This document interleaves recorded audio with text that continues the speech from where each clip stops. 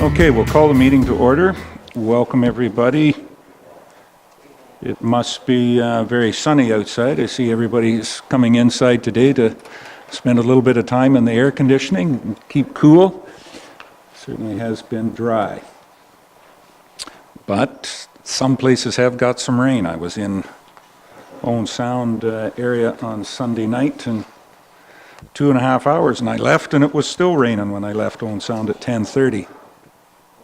But I got to Katy and the roads were dry, and they were still a lot drier by the time I got into West Grey as well too. So we haven't got any yet, but we'll live with nature the way it is. Okay, thank you. I'd just like to say John Bell is not going to be with us this morning. He's at the county on a couple of issues with county council this morning. And he may be back in time to join us before the end of the meeting. We're not sure just how long it'll run or how long his time will be up there. And if you could, please rise, if you could, and we'll take a moment of reflection before we begin.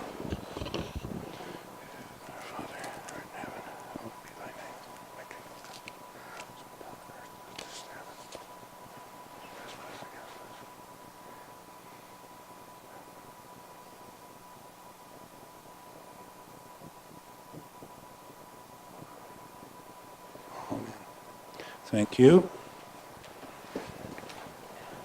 Taking that time. Couple of chairs.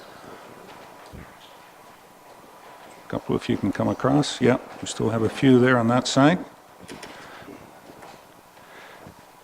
Is there any declaration of pecuniary interest or general nature thereof on anything on the package today? Seeing none, if it does arise, it can be declared at any time. Closed session, we have no closed session for today's meeting. Public meetings, we have none, Mark. The consent agenda. I have a motion moved by Rob Thompson, seconded by Doug Hutchison. Be it resolved that items A1 to C1 inclusive contained in Part 1 consent agenda be adopted as amended. And further, that authorization be given for actions to be taken as may be necessary to give effect to the recommendations contained therein. This would be as amended, I think, on the 25th July. Page 3 on the would be on the Committee of the Whole minutes down near the bottom. We were talking about the municipal gravel pit, and partway through that paragraph, somehow we referred to it as a landfill site. So maybe somebody did, Mark, and you just misspoke there. Anyways, we'll change that to gravel pit when we're referring to the one in Gunelk. Any other comments on the motion? Call the question. All those in favor? Any opposed? That's carried.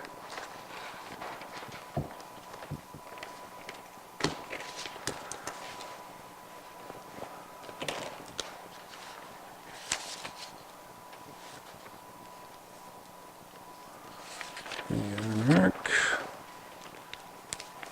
Pass those out. The ones to give effect there, if you can pass those out, Mark. That's for the consent agenda. That moves us down then to the regular part for communications. Does any council members have any communications that they would like to speak on? Councillor Lawrence. Carol? Thank you, Mr. Mayor. Just to speak on the Brockton or Walkerton homecoming on the weekend. The Ellenwood float was very prominent. The Ellenwood Community Centre Board and the senior citizens went together, and it was very nice. Greetings from Ellenwood, and listed them.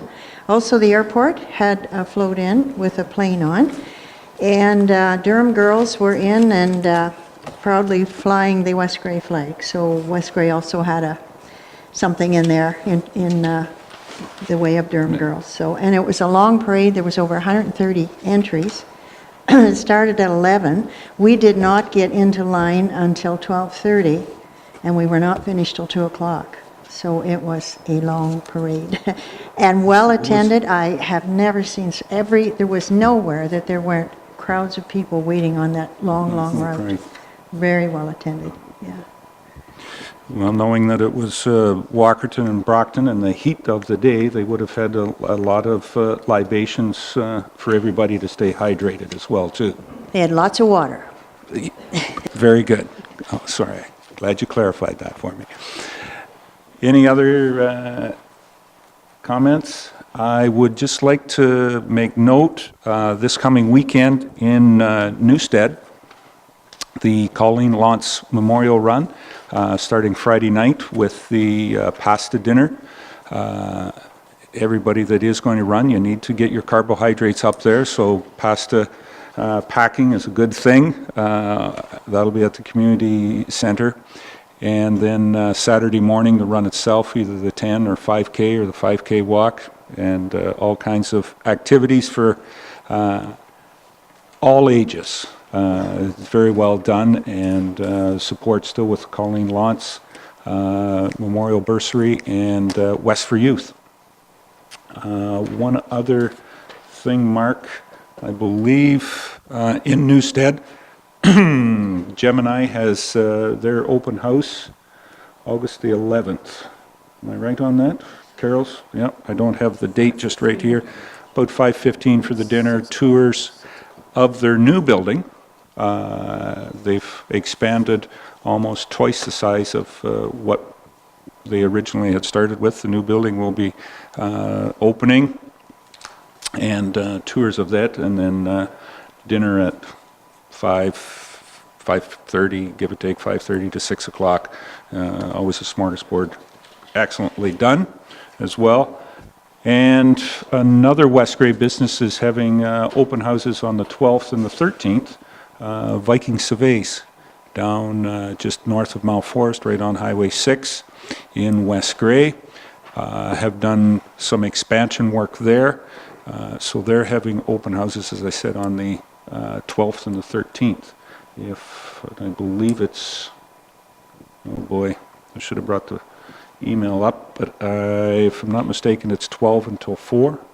Larry, did you see that? Or you got it there, Doug? On this Friday, Friday is 10 to 4, but I believe the public session is Saturday, and yeah, I don't have the exact time, but it's something like 12 to 4. 12 to 4 on the Right. on the Saturday. Yeah. Thanks, Doug. For any on that, they are doing a lot more work with stainless steel at their facility down there, and I believe that's another 40, somewhere between 40 and 50 jobs that will be at Viking Surveys that they'll need to fill in the next, well, some of them are filled now. So, business is booming in West Grey. Doug? One other item that we should mention maybe is next Wednesday, the August 10th, is at 7 o'clock in the Ayton Centennial Hall. We're having a meeting for anyone interested in coming up with ideas to celebrate Canada 150 for next year. So we're hoping to get our Lions groups, our clubs, organizations to come together next Wednesday with any thoughts or ideas of what you would like to see happen next year to celebrate Canada 150. It may be a one-shot deal, or it may be something over the course of the year. I know some municipalities are doing something all year long, but we just thought as a council and as West Grey that we'd like to do something, and I know there's already some groups out there. Newstead's already started organizing something, so if you know of anyone that wants to get together and talk about that. I know the Lions Club has already mentioned that they'd like to do something, the Lions Club in Durham. So bring your ideas, and we'll see what we can plan for next year. And then to follow that is we need to apply for grants if we want to have get any of the pool of money that's out there, according from Ontario or provincial or federal government. So hopefully some people will join us on that. Thank you. Very good. Thanks, Doug. Anything else? Anyone else? All right. There's certainly been a lot of activities, as Councillor Lawrence said, with the Brockton homecoming, Ayton homecoming, and now we're coming into the fall fair season as well too. Bentig Brant Hanover Fall Fair will be on the 20, I saw one of the signs, it's next weekend? Next 5th, 6th? Yeah, the weekend after. Next weekend's the 5th, 6th. Thank you, Wayne. The weekend after that, yeah, the 13th, 14th, 12th, 13th, 14th weekend. Thank you. So just mentioning that out there for the Bentic Agricultural Society. Anything else upcoming? Very good. Then we are just about right on time for delegations. We have 3 delegations this morning, and starting with Wayne Peffer, President of the Durham and District Horticultural Society, and wants to some concerns or comments on our parks and recreation matters. So Wayne, welcome this morning, and if you can get to the podium.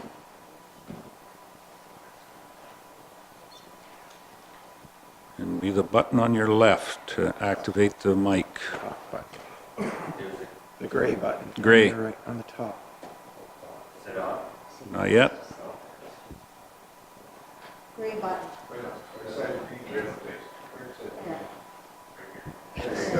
Okay. I'm not used to all this technology, Mayor Eccles. I understand, but we've got you technically advanced now. You can speak. There you go. Yeah, you don't have to speak loudly, just speak clearly. Well, Mayor, Kevin, and members of council, thank you for the time and the opportunity this morning to meet with you and to present some information and concerns that the executive of the Durham and District Horticultural Society have been discussing over the past several months. As you are aware, the Durham District Horticultural Society has been in existence for, we're trying to figure out, at least 110 years, if not more. And the Society has been responsible for the creation and maintenance of many of the fine public gardens in the town through the years. The beautification of these areas has been an asset to the town. As a group, we continue with our members to bring joy and happiness to the town residents and visitors alike. We are very proud of our past accomplishments, and we continue to provide knowledge, inspiration, and information to our members at our monthly meetings with speakers, slides, demonstrations, and so on. I know some of you have been in attendance at some of those meetings. We do want to work in collaboration with council and other fine town organizations to keep this momentum going. Our recently rejuvenated herb fair back in June was a major success. I know some of you were there. We had a fine flower show in June at the community center, and our upcoming bus tour in August will take us on a 100-kilometer radius of the town of Durham, keeping in focus that are the wonderful things we have in Grey County. These are examples of the many volunteer hours that our members and our executive put into the planning and implementation of these events. As an executive, however, we do have some concerns about several issues, and I know I have discussed some of these issues with several members of council in the past. Hopefully we can get these issues resolved in an amicable and collaborative manner for the betterment of our community and to the mutual satisfaction of all parties concerned. We anticipate a favorable response to our requests. I'm now going to turn the podium over to our Vice President, Lee Papineau, who's going to elaborate upon some of these issues.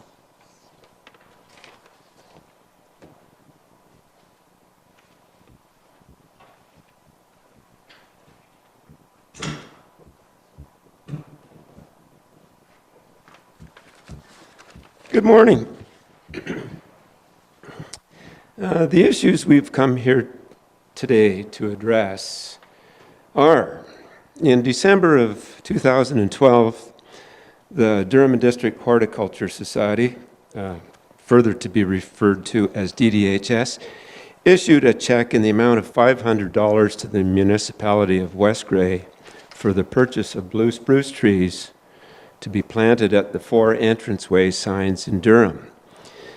In November of 2015, the West Grey Financial Council Board report shows that $388.49 was paid for blue spruce trees for entrance signs, and $111.51 was paid to Steve Earhart for mileage to pick up said spruce trees at St. Catharines. The question we have is, why were DDH funds that were donated for the purchase of trees used to pay mileage to a West Grey employee to pick up blue spruce trees that could have been purchased locally? To date, 3 of the blue spruce trees have been planted. When will the 4th tree be planted? It's currently sitting in the Durham Arena workyard. Question number 2 goes back to 2012. In December of 2012, DDHS issued a check in the amount of $1,800 to the Municipality of West Grey for the purchase of trees to be planted in Durham. Our past president, Carol Freeman, and President Wayne Peffer, past Secretary Teresa McLaughlin, met with CAO Larry Adams and Ken Gould in August of 2014 regarding the use of that money and the planting of the trees, and they received no response as a result of that meeting. In January of this year, Susan Papineau, the Secretary of DDHS, met with Larry Adams and Deputy Mayor John Bell and Ken Gould requesting that the $1,800 be returned to the DDHS for use to plant the trees. This would occur at the conservation area or in the town of Durham. The outcome from that meeting was an email received stating that the funds would be expended on the planting of trees during the 2016 planting season, and that the recognition of DDHS and donors would be made at that time. The $1,800 consisted of money donated by the Ontario Horticulture Association, various horticulture societies, private donations, and money raised by the DDHS for the replacement of the trees lost in the tornado of 2009. That was 7 years ago. This is an embarrassment to the DDHS. When will the trees be planted? And have the trees ever been ordered? What kind of trees are to be planted? And where are they being purchased from? Where will the trees be planted? And what recognition will be given to those groups and individuals who donated the funds for the trees? As you are all aware, the DDHS was awarded a gift of 700 tulips by the Canadian Garden Council and Vezzis Seeds in August of last year. It was the intent of the DDHS to collaborate with West Grey Parks Committee in the planting of these bulbs in our municipality. Circumstances arising from the dealings with the West Grey Parks Committee made this collaboration impossible. The DDHS received permission from the Durham Legion to plant some of the bulbs at the Memorial Grove, the Durham Cenotaph, and the Durham Legion Garden Box. We were informed by the chairperson of the West Grey Parks Committee that the bulbs were to be removed this spring to allow the committee to plant annual flowers in those locations.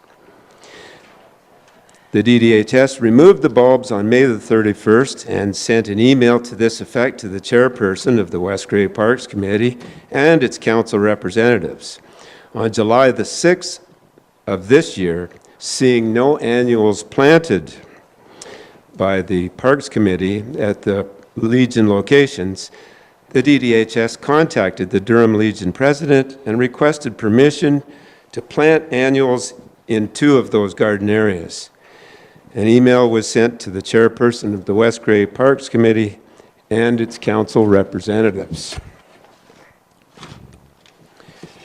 As noted in the West Grey Committee of the Whole minutes dated June the 27th of 2016, the West Grey Parks Committee report was stated, as reported by Councillor Cutting, The committee meets Wednesday, June 29th. The Committee of the Whole discussed ways to encourage additional individuals to volunteer for plantings of flowers and hanging baskets, and asked staff to check how some surrounding municipalities handle this work from a staffing perspective.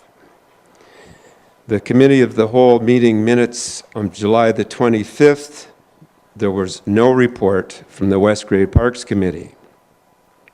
In summary, the DDHS has tried to collaborate with the West Grey Parks Committee in the past on various projects in the town of Durham. This has not been successful.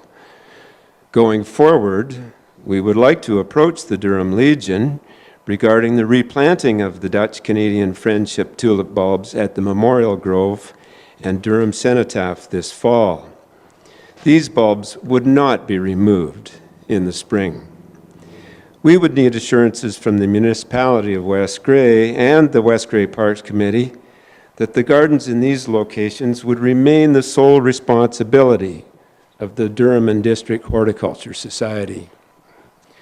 We would also like to propose that the DDHS assume the responsibility of the gardens at Riverside Park in Durham that seem to be neglected.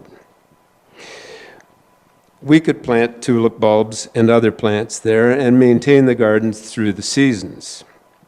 Again, we would need assurances from the Municipality of West Grey and the West Grey Parks Committee that the Riverside and Park Gardens would remain the sole responsibility of the Durham and District Horticulture Society, as they had been previously marked by a sign to that effect.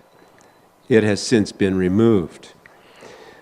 The Durham and District Horticulture Society would choose the plants for the above gardens and plant them as the membership sees fit. We would ask that the Municipality of West Grey assist us in these volunteer efforts by having the employees of the West Grey Parks water all of the above gardens. In the spirit of collaboration, the Durham District Horticulture Society would like to play their part in collaborating within the community. As we are aware, have been difficult times in the past, but going forward, I think the Durham District Horticulture Society can trust West Grey Parks and West Grey Council to have assurances of our good judgment on horticultural matters and the ability to do them, conduct them. Thank you very much for your time. Good day. Thank you very much, Lee. You've brought a number of issues, and I know that Mark has got them here for us. Most of these issues we're going to have to do a bit of research and be able to answer back to you. I'm not, at this point in time, right here this morning, have the information to get you the answers that will be conductive. And your offer of help, we'll need to consult with all council and see if we can bring the council vision with the Parks Committee and the help. And you were very correct in saying from the June meeting that the Parks Committee, with some of the volunteers, as all groups go through phases, the volunteers are getting wanting to move on maybe to other activities. There's a transition, a succession planning, so we will, I can give you assurances, get back to you on the planting issues of the trees when I find out exactly where they are. That shouldn't take too long. And then the other one of collaboration for the upcoming growing season, being in 2017, and how we go forward with keeping our parks populated and as beautiful, as noted from a number of outside sources that we received in the past few years of the flowers and the blooms throughout West Grey. So that I can guarantee we'll be back and have discussions on how we can collaboratively work together. Very good. Thank you very much, Lee, and thank you, Wayne, for coming forward and trying to collaborate. Okay, Our next, Doug. If you got a short question, certainly. I don't really have a question, but I just have a comment, and I just would like to say thank you for all your work that you do as a horticulture society. And I agree. I don't see why we can't work together. We get all the time, we get comments about the beautiful flowers in our villages, and that's a compliment to not only you people, but the Parks Committee that does a lot of work. They have a small group that work there, and they work very hard. And I know our employee, he puts a lot of extra hours in after his regular time to do what they do in terms of watering and so on too. But I think I've always preached that we do need to work together. We do need to have as many volunteers as we can, and I can't see why, if someone's coming forward to say, hey, we'd like to help out and we'd like to look after certain areas, that why we can't do that.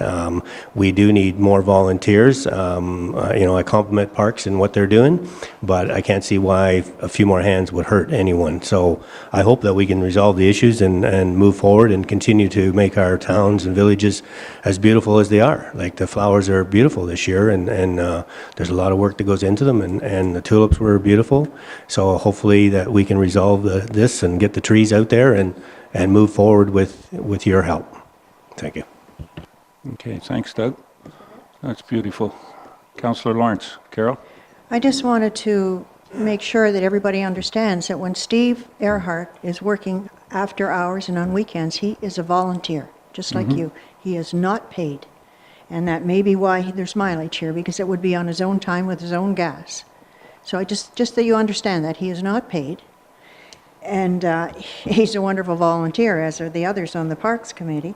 And I'm not sure if some of you people are fairly new, but are you aware that a letter came to this council from the Horticulture Society saying that they didn't want to look after any of the gardens anymore? So that's something you've got to talk about yourselves, because that was the communication we had from the Horticulture Society. And I'm not going to get into an argument now, but I want you to look into it. And the other thing is, there has been credit taken by the credit union, or by the Horticulture Society, for work on the bridge baskets. I believe with Home Hardware, we're told that you do the bridge baskets in the co-op. And same with some of the other things. So the communication is not good here. We do have to figure that out, but we have to also get rid of the antagonism on your side, and perhaps on our side. Hence why I said that let's have a meeting Yeah. going forward. We're not Yeah. going to get into this today. Try to work, but I just Councillor want you to Lawrence, understand. Thank you. I want you to understand that Thanks, Carol. Okay. We do have other delegations, and we're getting down on time here. So our other delegation is here. Dave Grant is from Abundant Energy, and from some ground solar mount proposals for the municipality. So Dave, welcome this morning. And you have some information for us, and thank you.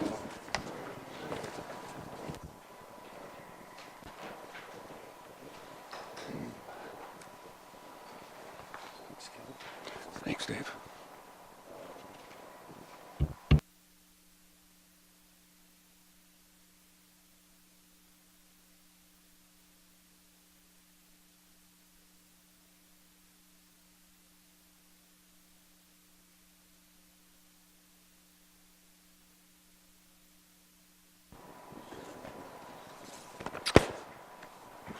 Okay, Dave has presented to us before on solar, has been with us about a year ago, I guess it was, Dave and Rob, on Abundant Solar and their proposal to the municipality from ground mount solar projects, and the opening is back up again, so you're here to maybe try it again or bring us some other great news about green energy. So Rob, I'll turn it over to you and Dave. Thank you very much. Thank you very much. Just again,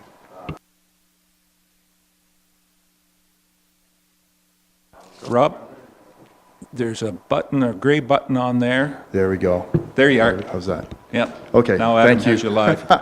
Thank you. Thank you, Council, for having us again this year. We're happy to be back. My name is Rob Hitchcock. I'm a Business Development Manager with Abundant Solar Energy. Here with Dave Grant, one of our field agents in the province.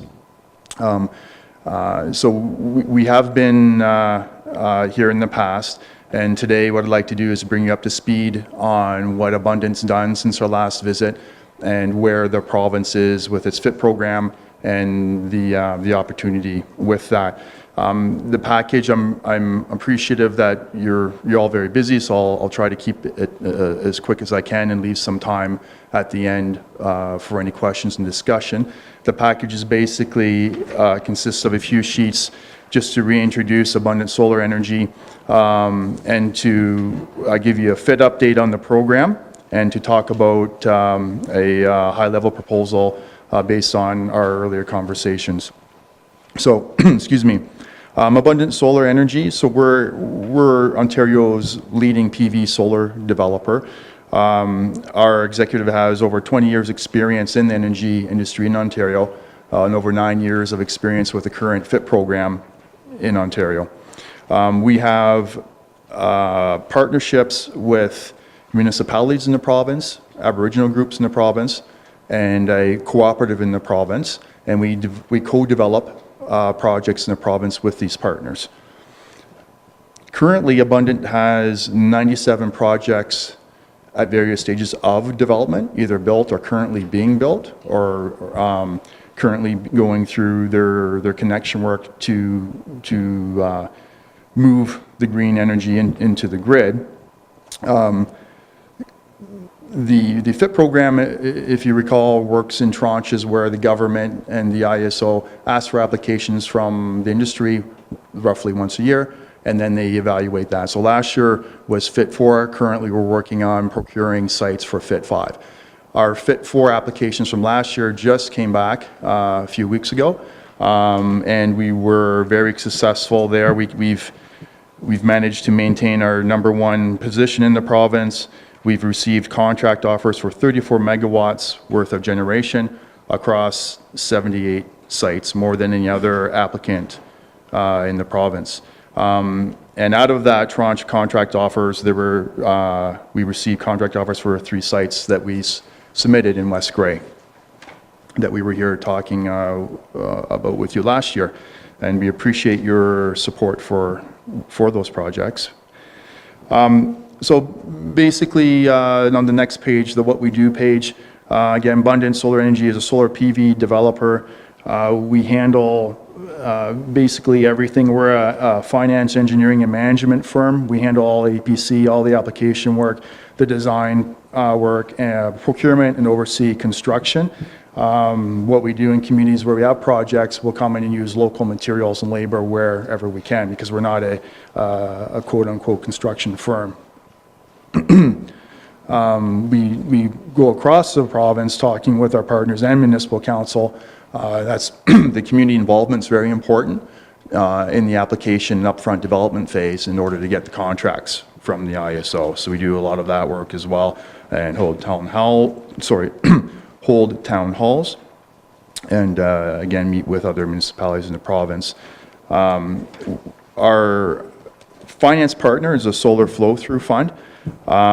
Besides our business partners, we have a very good standing relationship with our finance partner, which is a solar flow-through fund, which is a registered investment vehicle. Being a flow-through fund, all of the money has to come from Canadian investors, and all of that money has to be spent on these projects in Ontario. So we feel very, very good about that. The flow-through fund is our long-term asset holder, so they hold all of these assets and projects that we build over the lifetime, and so they're basically your tenant in the landlord-tenant relationship, which we'll get back to in a few seconds. So on the last page of the reintroduction, just give you a quick status on where the FIT program lies now in the province. So the FIT 4 contract offers just came out a few weeks ago. We have the draft rules for FIT 5. We're currently waiting for the actual rules for FIT 5 to come out hopefully in the next month or so. And the application window for Fit 5, which the ISO would take applications in, typically for a couple of weeks, that's where industry is told currently that will happen November 1st or thereabouts. So right now, when we look at a timeline for new procurement for projects, it takes us, if we go back from that November 1st stake in the ground when the application window would open, it takes us roughly 4 to 6 weeks to do all of our work just to prepare the packages. So when I talk to interested parties, we're looking at 8 weeks roughly, give or take, 1 or maybe 2, but we wouldn't want to go too far.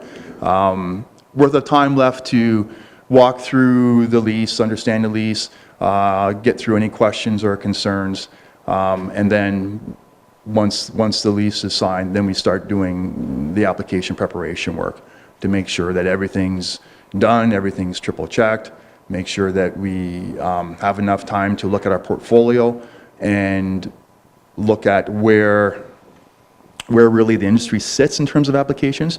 And then what we do is we will assign our partners based on the rules, what the ISO is looking for in terms of where they want these projects to go and who's going to be involved with them, so that we give all of our clients the best chance of receiving a contract offer, which is the first step in actually developing these projects. So for Fit 5, so that's the timeline for Fit 5. We're looking at 8 weeks. The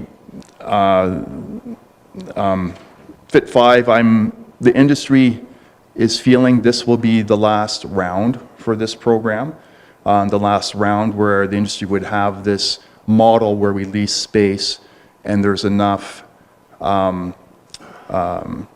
basically money involved where we can offer lease to landlords for their rooftop or their ground mount where there's no cost to them, and then they can, basically receive the money flows from the ISO through the developer and rent is paid to the property owners.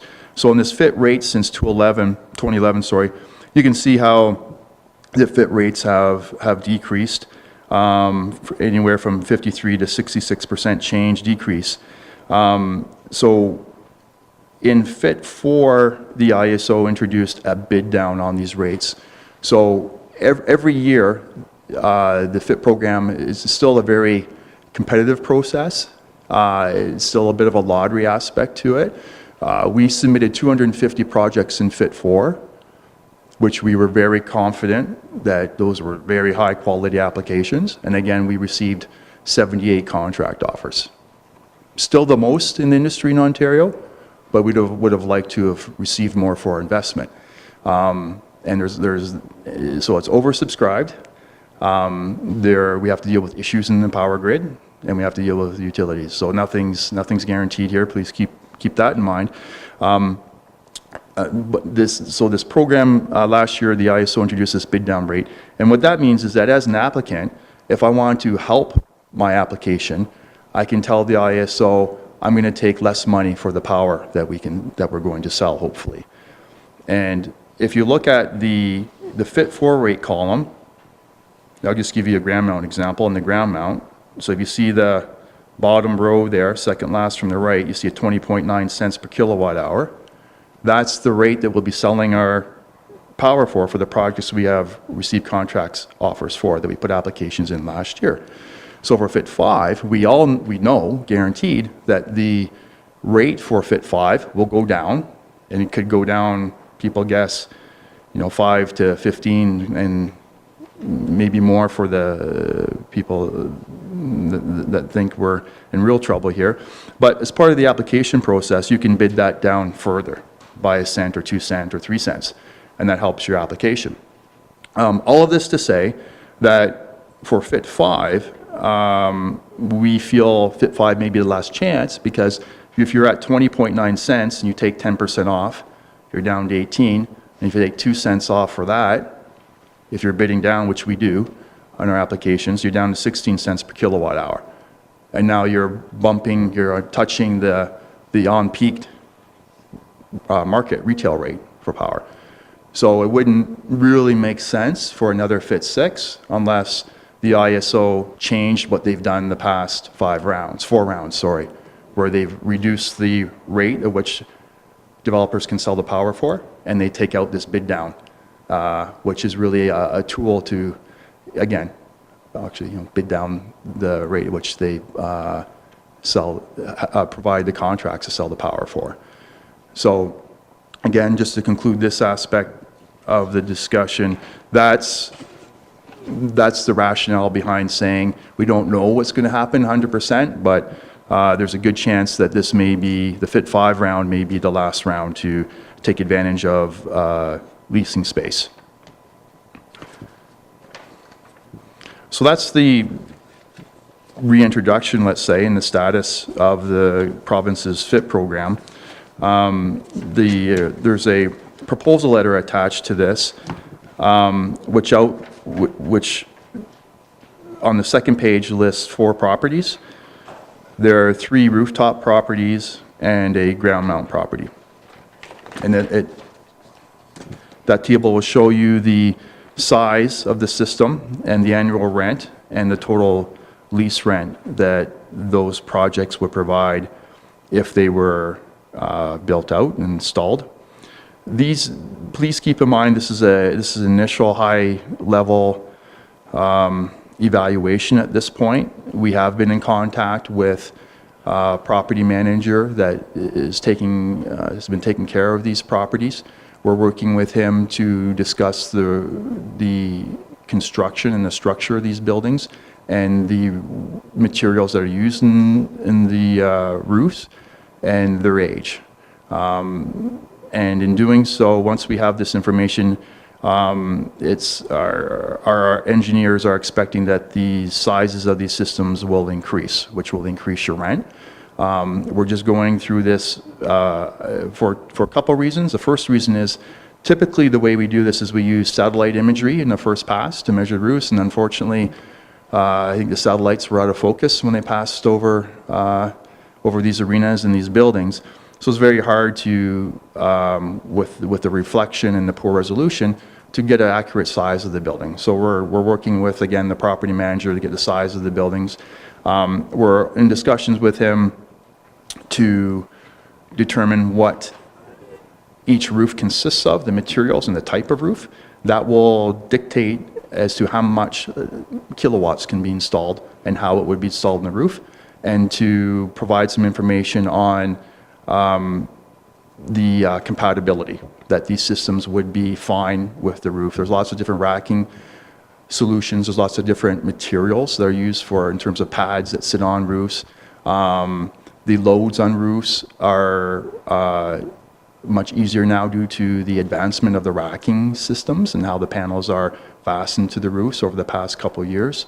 And we certainly wouldn't look at doing anything that would jeopardize our investors or our clients' properties. So again, this is just a very high pass, just to give you an idea on the rent rates right now and what properties we're looking at. We're certainly open to discussing looking at other properties, and we intend to continue our dialogue with the property manager to provide more information about each of these buildings and what we would propose to install, which affects your rent again, and provide detailed information about why it's compatible and why it's okay to do to install a system on the roof. The ground mount project, that's much more straightforward in terms of its installation. It has more eligibility requirements for the program, but we've looked into that for this site, and that site is certainly eligible. And that rent there is exact. That one's pretty much straightforward and that's a 5-acre amount of space. So to sum up, I guess I would say that we're looking to provide more information, more clarity on the roofs in terms of rent and what could be done there. And we're really looking forward to working with your municipality again, and we were very happy when we received contract offers for the 3 sites which you were a part of. Unfortunately, it's a timing issue again, where we have 4 to 8 weeks basically to walk through this. So what we're doing, our office, I talked to them on the way up here. We're going to still be working with, again, the property manager, looking at the roof items. And then, of course, we've sent in the lease, and we're more than happy to walk through the lease and answer any questions or concerns about the lease. Sure. I think there's some concern here. Rob's calling him a property manager. Jordy Speak was the contractor who put the roofs on, I believe, and does the warranty work and so on them. Perhaps not a property manager, but it's him that we're working with as to the materials that are in the roof and so on. And that's been rather slow because Jordy's spent almost the last 3 weeks with his wife in the hospital, so we're a little bit behind on that. But he's promising to get back to us in the next few days. Okay, thank you, Dave, for that clarification. You did indicate we could, a few questions, and I think Mr. Thompson has some. Rob? Yeah, I was just going to ask, and you answered that for the property manager, but under whose authority have you got this to go ahead and do what you're doing? You mean to talk to Jordy? Who did he obtain authority to go ahead and do this at the time that your so-called property manager has done it? Did anybody contacted our CAO who's... Yes, Mark had forwarded his name to us as the company that had put the roofs on when I requested information so we could find out what the material on the roof was and so on. So because there are a lot of different roof types, and we need to work with a product that works with that roof and that the manufacturer will not jeopardize your warranty. And we have done that on a number of arena roofs, but we need to, so that came from Mark. Mark Turner? Mark Turner. Okay. All right. Just wondering where that came from. Do you remember the last time you were here and did a presentation, what our response was? Can you refresh my memory on that? Sure. We were here to seek council support for Fit For applications, and you provided that, and that was part of our applications in the third quarter last year. So that was for 3 private sites that we asked for a resolution of approval for? And I believe 1 in Bentic and 2 in Ganelg, or was it 2 in Bentic and 1 in Ganelg? Yeah. Yeah, it's the 2 in Ganelg and the 1 in Bentic. But yeah, as you said, both. One towards Newstead, 1 towards Priceville, and 1 north Maybe of one was in Durham. Normandy. Sorry, they were private. But they Yes, were all they were private. private But sites. when you asked about the arenas in our municipal-owned buildings, do you remember our response then? Do you recall? My feeling was that the response at that time was we had run out of time was the main issue because, and you had, and that's why I asked Mr. Turner about who had put the roofs on so we could get information, because you did certainly have issues with warranty and so on, and we didn't have the answers without knowing what the materials were. Yeah, right. Thank you. Any other Councillor Lawrence? Carol? Your proposed annual rent here and total lease rent, what rate was that based on? The 16 cents you were talking about, or the 18 cents, or what? The rent is based on system size, the amount of kilowatts installed.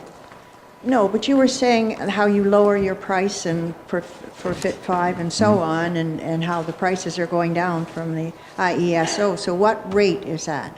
You showed, on the other page, you showed us the rates, how they're going down. The fit rates are kilowatt hours. Yes. As based on the system production. The rent we pay for space, because the space dictates how much how many panel arrays you can put on ground. So we pay based on what's installed. regardless of rather what than the rate- production. And Regardless so- of what the rate that you're getting for your... Yes, yeah, so our lease with clients, they get paid a set amount regardless of production. If there's an issue with the system, you still get paid the set amount of rent every year, annually, for 20 years. I don't think the- you're understanding what I'm asking. On this sheet Yes. here, you show us how the rate that you're paid has gone down considerably. Yes, And you also say that the next one, Fit 5, will be even less. I believe you said it might be 18 cents, and you cut it by 2 cents, so that's 16 cents. So that's what I'm asking That's you, correct. this rental rate So- that you paid us, I understand it's on size, but it's also on what you're getting paid. So I just wondered what you base that on. it is, but there's a disconnect. So we sign a contract with the ISO to deliver a certain amount of power over 20 years, and that's the rate that you'd see on that chart. And that chart, I just put that in there to demonstrate that really based on the market rates of electricity and what the program's paying, I personally believe this will be the last round for this sort of program in Ontario. What we pay property owners based on space. So on the ground, we pay $8 per watt installed for 5 acres, and that 5 acres will allow us to install a 500 kilowatt system, so 8 times 500 is $4,000 a year. On rooftops, we pay rent based on the size of the equipment or the amount of panels installed, and that's $40 per kilowatt installed, and each roof can be a little bit different. So as a property owner, you sign a lease, you provide the space, the landlord, the developer will pay you. It's very similar to for a commercial building or a residential building. If you're a landlord and I'm a tenant, we would sign a lease, and I use the space and I pay you a certain amount for it. And if there are problems, if your panels create problems to Yes, our we're- roof, are you responsible for the repairs Yes. and/or the replacement? Yes, this landlord-tenant lease agreement, as the landlord, as the property owner, you provide the space. So your responsibilities are outlined in the lease, which we've provided, and we're more than happy to meet and talk and discuss again. The landlord provides the space, so they're responsible for the space, and the tenant pays you for that. We're responsible for the system. So we pay the insurance on the system. If there's a problem with the roof, we're responsible for fixing the roof. I know when you were here last time, we did have a concern, and we still do, about those roofs, the rubber Yes. membranes. They cost $165,000 each. And when I look at the total lease rent, it's not much more than, well, I don't even know if it covered what we pay, so I would really have concern about the roofs and the warranty on it. That's, Yeah, we're very, very careful with that. We have, we'll have well over 100 projects that we'll be owning and operating. There's a lot of work that goes into looking at the type of roof, how much life is remaining on the roof, and the structure. And there is a certain amount of work involved on those aspects at the application phase, which we would be in now, and that work would be done, the applications would go into the ISO. It takes them 6 months to evaluate the industry's applications, then they provide contract offers. Once we receive a contract offer, that work on the roof and the structure will continue at a more detailed level. and I'm assuming the one, the ground mount, that's at a landfill site? Yeah. Well, another thing, I'm not sure, and it would have to be checked out, but I'm not sure our C of A would allow that. Actually, in the ISO rules, landfills are covered. A lot of landfill properties, you own a certain sized property, but only part of it's That's right. licensed for landfill. So at this site, last year when I toured the site, Mr. Gould indicated that there was a considerable area at the back of the site that was not licensed for landfill and probably never would be because of the proximity to the hazardous land behind. But that's something that you would have to probably check out for sure. We are doing a number of closed landfills, and then that doesn't become an issue because we're going right over top of what was used. But an operating one, that would be up to you. I believe that was another concern last year, that you were looking at changing the amount of land that was designated as landfill. And just to come back to your other point, Carol, so this year the rent for the land-based one, which I'm more familiar with, is $4,000 because of the rate going down. Last year we were at $5,000 for the same thing, so Okay. the rent has dropped as the rate that we get goes down too. I guess my last question is, you talk about the roof, life of the roof and so on. Are you intending to inspect our arenas? Yes, we'd have someone inspect that prior to application. And you will seek our approval before you do that, I assume? Oh, absolutely. Yep. Thank you. Councillor Hutchison. Doug? Yeah, I too agree that I'd like to have more information on the whole rooftop thing, and maybe if you've done some of those in the past, that would be good information for us to look at. But the whole the solar thing, I'm not really against solar. I'm just concerned with nowadays with our green energy, that our government has put us in a situation where we're pumping a lot of money into green energy. And I'm not so sure we really need the energy at this point. I know it's a long-term projection. But I would hope that maybe in time that we come up with some form of energy that's a little more consistent, and that we aren't, problem with the windmills, which we know we have a lot of issues with the windmills, but with windmills and solar, they're not consistent and they're pumping energy into the system, which puts pressure on our other industries that produce energy. So there's this whole thing of something that would be a little easier to control, and so I think we need to slow this whole system down, maybe take a look at it and see where we're going. I mean, there's lots of projects in the works, but maybe we need to take a second look at this. But again, I would like to have more information and before we move forward with this. Just a quick comment on that, Doug. The way I sort of see it is the province has said there's going to be X number of projects, and last year that was approximately 960 across the province. Why would our municipality not want to be part of it? If you look at the list, Harriston, Clifford probably both got close to 10 projects. Lots of other municipalities close to us got projects. Why would we not want to have them spread around to every municipality? I'm certainly willing to provide as much information as you'd like. So we do have reference projects that we can send you information on.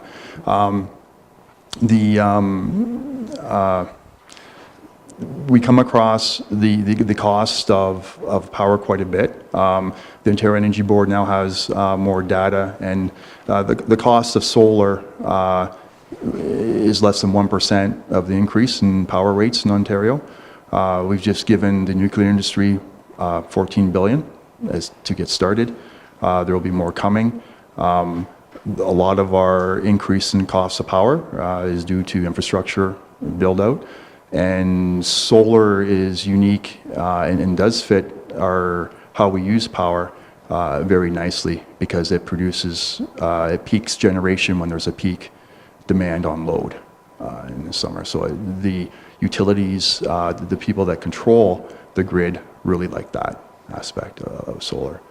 Well, like I said, I'm not really against solar. I know it's a very minute part of our grid right now, and it's growing. There may be other places that would be more appropriate than rooftop, as I'm thinking, and maybe we need to do some more research on that.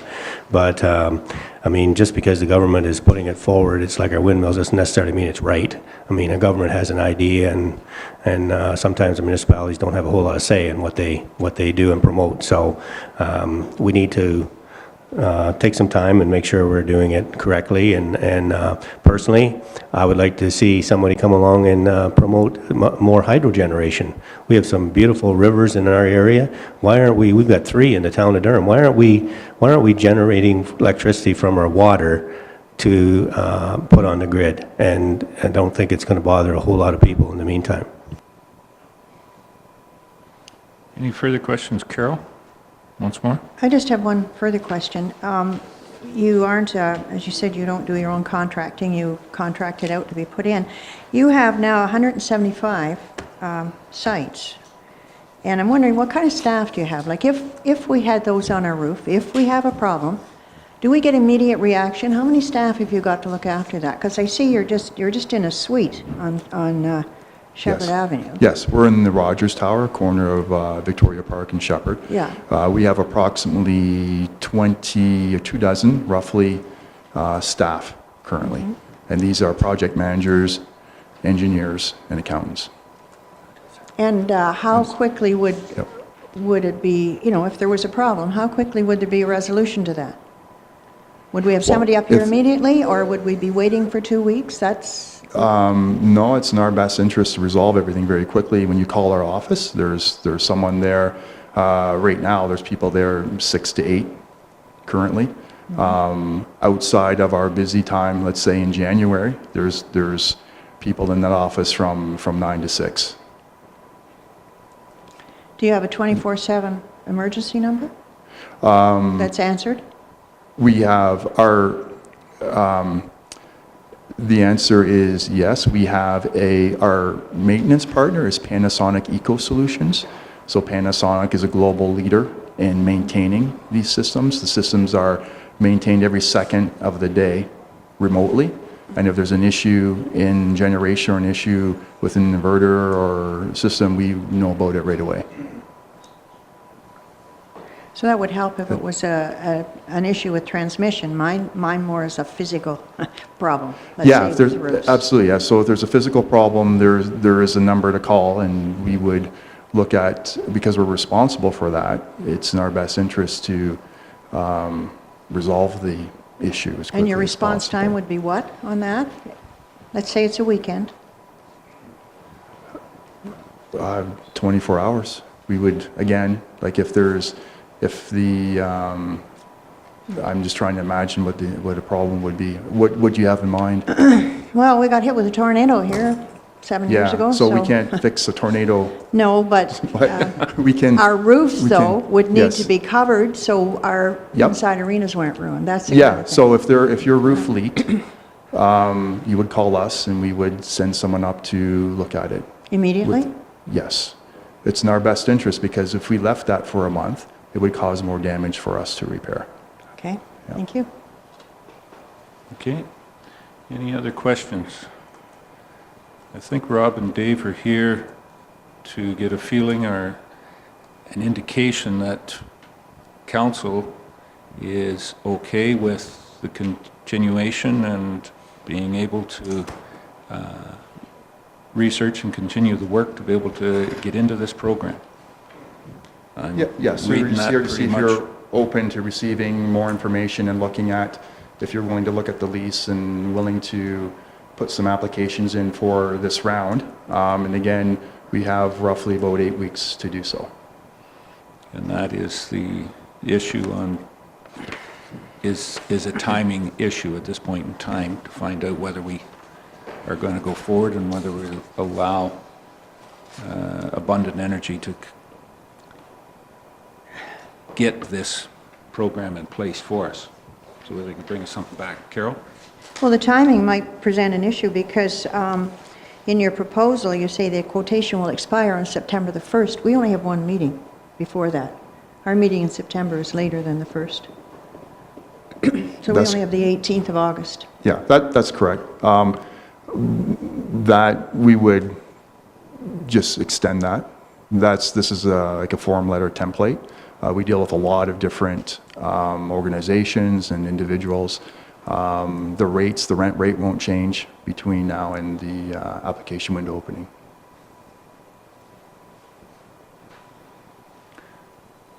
Is there any absolute animosity towards abundant energy, doing more research and getting some information back to us and getting the leases back to us for revenue generation for the municipality. Seeing none? Go ahead, Carol. As long as it's understood that this is not a sure thing. That we'll look at it, but we'll make a decision whether we want to partake or not. This is not a promise that we're going to take part in this. We need a lot more information, Mr. Mayor, on the roofs. Absolutely. No, I'm thinking, that's what I'm asking is if there's anybody that absolutely wants to shut this down right now, or let's continue on with the process. And from that comment, I'm feeling that we're fine with continuing on with the process and having some more information in front of us, more documentation for us to look at. One other piece of property that the municipality has, we have a gravel pit, licensed pit in the municipality in Glenelg. I don't know whether, Dave, Rob, you've looked at that piece of property. Is there... If it's Be the ground mount. one that I looked at last year with Mr. Gould, there was no three-phase power very close at all to that site. And with these kind of rates, we can't afford to build three-phase lines very far. Okay, yeah, that was up on County Road 12 towards Markdale? Yes, exactly. Yeah, okay. No, you've jogged. All right. What property is that? Ms. Cutting?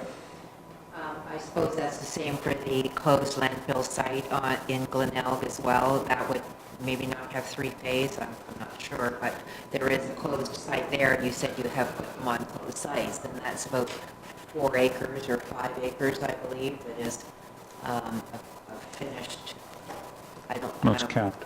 Yes, capped, so that would be maybe another site, but I don't know whether that has three-phase either.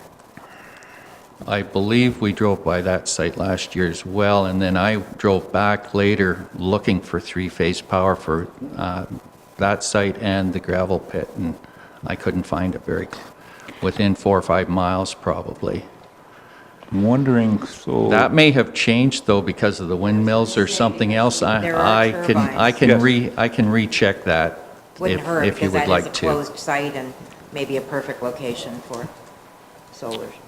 We know that there's a wind generation plant right across from the landfill, so there's got to be lines going out there to the windmill. Part of Converter. the issue with the windmill sites are they often have their own lines to their transmission Yes. transmission station, and they do not allow us to use their lines. We've run into that already on several other sites. But they rebuilt the line on 4, which is Right. half a kilometer, somewhere between half to a kilometer from that landfill out to Highway 4, and then it's three-phase from there in towards Durham here. We will From their definitely consent. look at that again then, Kevin. Okay. Thank you. Yeah, very good.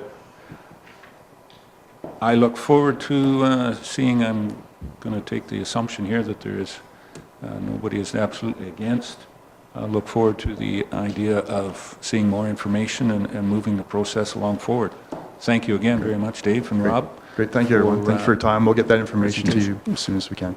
Very good, great. I apologize to our next delegation, but I hope they got a bit out of this energy proposal that was put forward to us. Our next delegation this morning is Shirley Young, and I believe that she's brought a couple of other presenters with her. Shirley, you seem to be sitting down, so it looks like one of the other presenters is going to take the lead on this. Thanks for letting us come this morning and some of our cares and concerns, and Dalton is going to take us from here. Welcome this morning, Mr. Becker, and I have distributed, you had I think your presentation, so I have distributed that to council and staff, and welcome. Dalton. Thank you, Mr. Mayor. Mr. Mayor, Council, staff, ladies and gentlemen, we thank you for the opportunity to make a presentation to Council.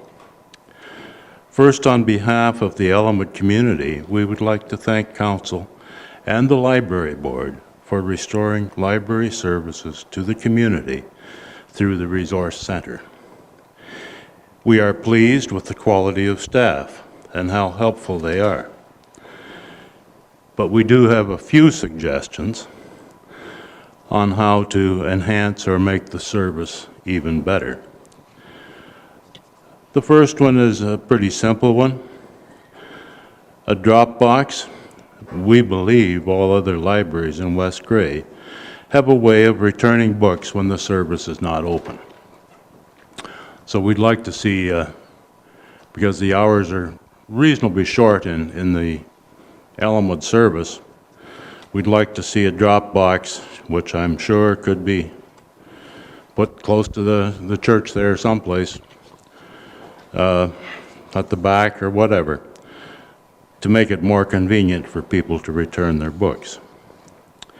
Now, the next one is a very important one. If we can do great things, but if we hide our light under a bushel, the public may not know it's there. Advertising of service, Wi-Fi and hours of operation. Do people know that they can use the church parking lot instead of the community center parking lot? Now, the reason we bring this to your attention, the community center has limited use on their service. So if the minutes or gigabytes or whatever term they might use in this modern technology are used up, then the renters of the facility who should have access to it may not have time available to them. A sign at the old library building. There is a bulletin board at the post office. We could post something there that where the service is available. There's also a sign at the village entrance. And this became very obvious when tax notices came out. A great opportunity to let people know in the information pamphlet how to find services they need. But Elmwood was totally missed.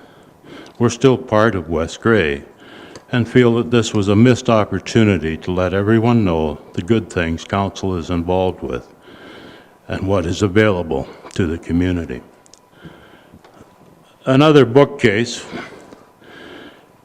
This would very easily double the selection of books and possibly more children's books, something that is very small at present.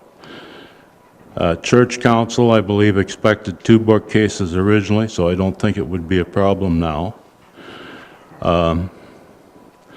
The comments we hear from patrons are that the selection of books is not very large, and particularly in the children's area. Apparently the children like to be able to look at the books that they might take and not have to look them up on a computer or whatever to get these books. A question we have, what has transpired with the former building and plans for the future? Now, I think we had an offer of volunteer labor to fix it. I think that was a very generous offer, and I expect that offer can still be used. But the council has to decide what they're doing with it first. The building was closed in April of 2015. And that should be enough time to have a plan, even at the speed government wheels move, and I understand the speed they move. That's not intended as a slam to you. I fully understand the speed that the government moves. I'm going to keep my presentation very short. Those of you who have sat with me on council will know that I do that. We understand there are federal and provincial grants available for the 150-year celebrations. Improving the old library would seem to fit the goals and criteria for some of those grants. Finally, we would like to feel more permanent. If that means a longer rental agreement with the church for space, I'm sure that can be done. I've checked with church board and whatever. There has been no operational problems that have surfaced, so there should be no reason a longer term could not be granted.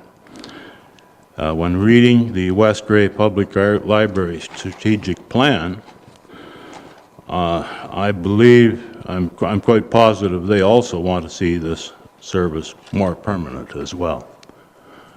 I did read over the plan here just yesterday when I was putting these few thoughts together, and they certainly, it's a good plan, and they wish to make service available across the municipality. So I think unless council has any questions or anybody has something to add that I didn't enhance, really this is intended to be positive. We thank you for what you've done. We have a few suggestions, and we'd like to feel it's more permanent. I think the library stated it was on a trial basis. The rental agreement with the church runs out in February. There's no need to wait until February to extend that if that's the solution that works for council and the library board and the community. Very good. Continuous. We know that if we do nothing, we're falling behind because everybody else is improving or going ahead. So I thank you very much for the thought of continuous improvement, Delton. Any questions? Any comments from the library council representative? Don? Yeah, thanks for the suggestions, the delegation. I will take these concerns to the library board. So Dropbox and advertising for the Wi-Fi and see what we can. Thank you very much, Don. The only advertising I have seen, the sandwich board gets placed out on the sidewalk in front of the church on the days that the library is open. But unfortunately, being a block off of Main Street, it isn't a highly traveled street. So we need some better advertising. That's really the gist of that suggestion. Yep, thank you. Go ahead, Rob. Just quickly, with the Durham Library moving, and I guess the question is to Councillor Marshall, would there be a chance of any of the shelving that's in the Durham Library being able to be moved to Elmwood? The shelving in Elmwood is locked, so there's special cases made for that.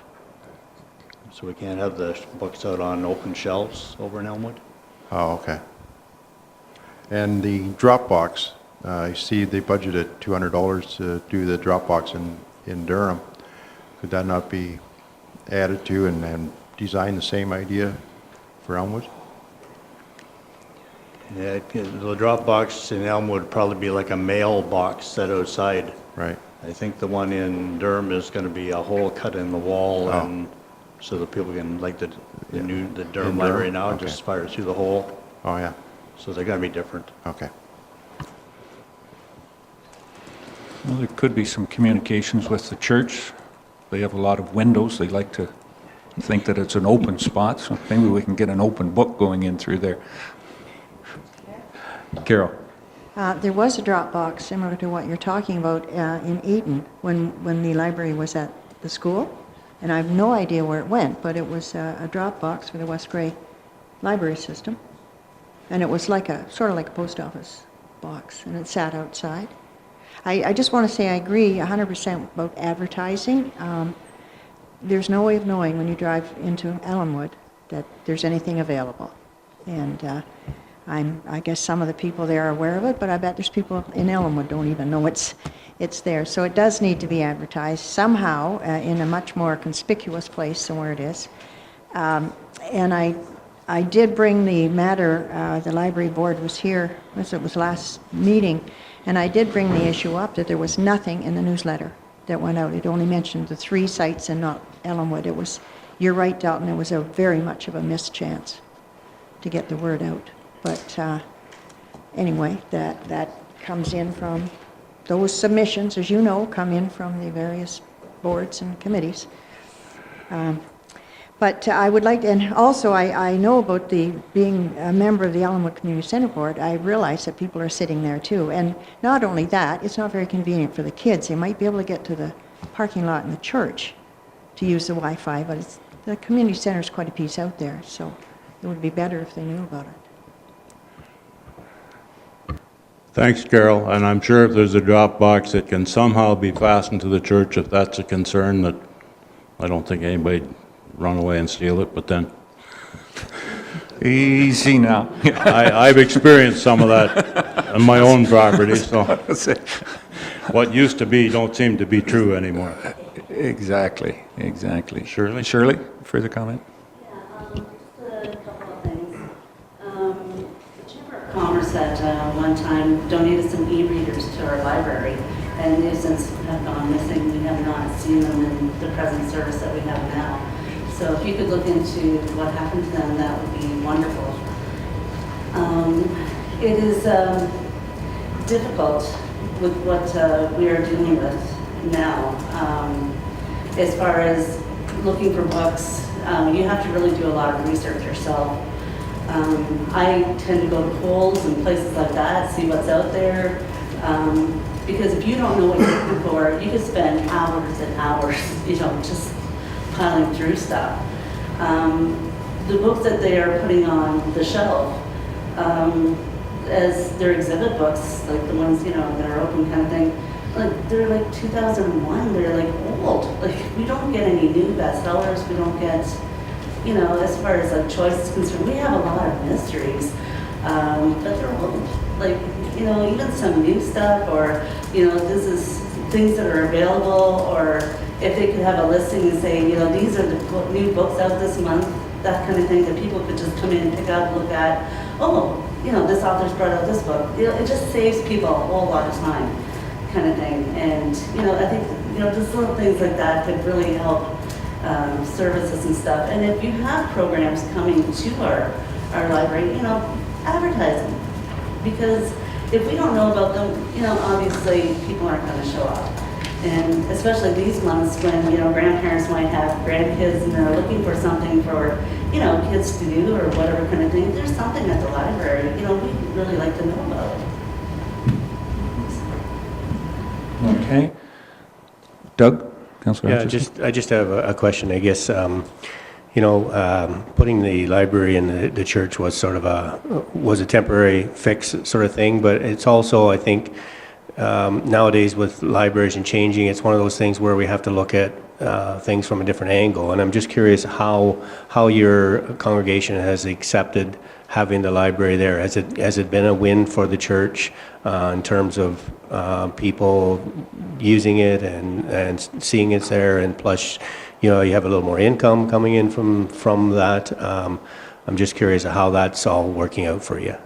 We have our pastor here with us, and I should mention that from the church's point of view, every week in the bulletin, the church bulletin, it's advertised there that it's there, but unfortunately the church isn't full every Sunday, so we don't reach as many people as we'd like to. Pastor, you could answer from... Yeah, that's your job. Pastor Hannes from St. John's there. There was a little bit of trepidation initially. They were uncertain about what effect it would have upon activities and so forth. And up to this point, there has been any complaints. There hasn't been any of the concerns. Certainly have been alleviated just by the fact of it operating very in a calm and orderly fashion. So I can't. I've heard nothing about any conflicts or anything of that nature. So. Members are very receptive to having a resource center. My saying is, if you can't get in the front door, we'll get in the back. We have just and any help that we have received with that, we've just embarked on putting on a new roof onto the church, so that's been something that is something that had to be done just so we can continue. So there are. We have a young lady here that has a comment. Do you want the microphone? Sure. I was just curious about the use of technology in the library. For example, you can actually have ebooks and iPads where you can download the books. So that way you don't have to exactly like look for a lot of books, and you don't have to worry about shelving as much because they do take up less space. And also having like a computer lab there, it would give the chance for like people in the community to come in and use the computers for even schooling. And it would help low-income families come in and use the books, like the computers, help with schoolwork, because a lot of the schools now, especially in the city, they're starting with Classroom, where all this stuff is actually turned in online, so it helps a lot. And on iPads and computers, you can download audible.com, and it's actually like this online book thing where you can actually listen to books, so it can help with people that don't really like reading or even like have trouble like starting off. Thank you. I'll make sure that our library board representative, and I see a few of the representatives from the board in the audience as well too. Thank you very much for those comments because we don't normally have that many young people stand up, so thank you very much for that insight. That's right. So they understand this modern technology much more than an old duffer like me. Shirley, one comment. One more question.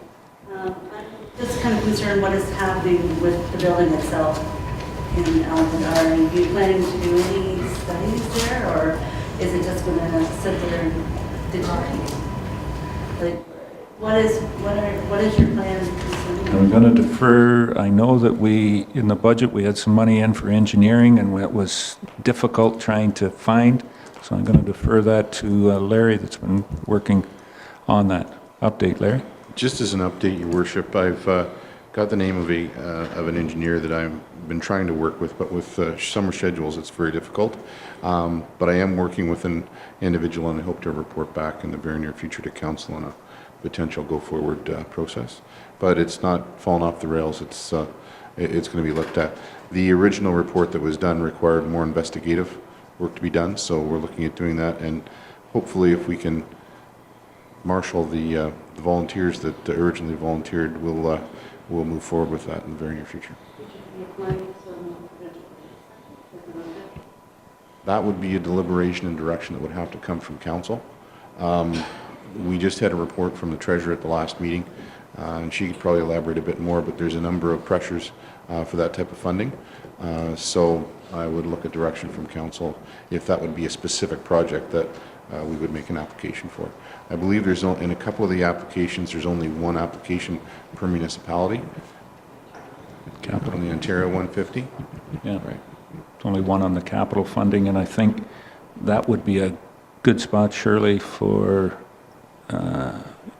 individuals in Elmwood maybe to come to the meeting that Doug had talked about, August the 10th in Ayton, Centennial Hall in Ayton, where we're trying to get, projects, because there's a couple of, I'll say right now, there's been comments on trails, on libraries, on arenas, on parks, on, there's a lot of thoughts out there, so, and it's limited, as Carrie just said, on a couple of those municipality size of West Grey. We could probably go with 120, but we can only make application for one on a capital funding application, so we're going to have to pare it down.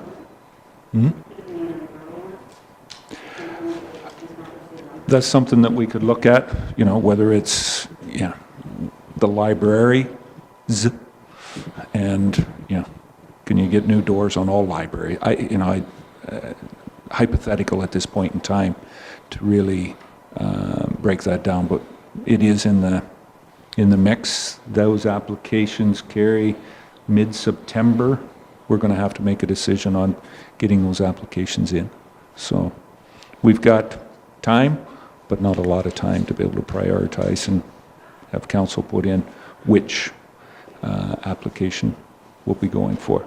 Now, there are a couple of other ones there. There's one for celebrations, and so a lot of ideas. So I would encourage, for the first on the Canada 150, that August 10th meeting down in Ayton that we'll be at. Okay? All right, well, thank you very much, Delton. I do know that Mr. Weirmeyer and his group that did offer, I think that still stands. I've talked to Bob on a number of occasions, and they'll help us out there. It has been on more on the engineering of trying to, a couple of times we thought we did, and no, we don't. And anyways, we're getting a little bit closer on that now of having an engineer work with us. On the other things, it sounds like there could be some quick wins here with the drop box and a couple of other things, and it has been, I believe, and I can't speak for the library, but just a very collaborative, coordinated, and good working relationship with the church. So thank you very much, Reverend Hannes and the rest of the church group for supplying that and being able to work together for the community there. Very good. Thanks, Dalton. Thank you for the opportunity to meet with you. Oh, very good. Does council want to just take a couple of minutes here? Yeah.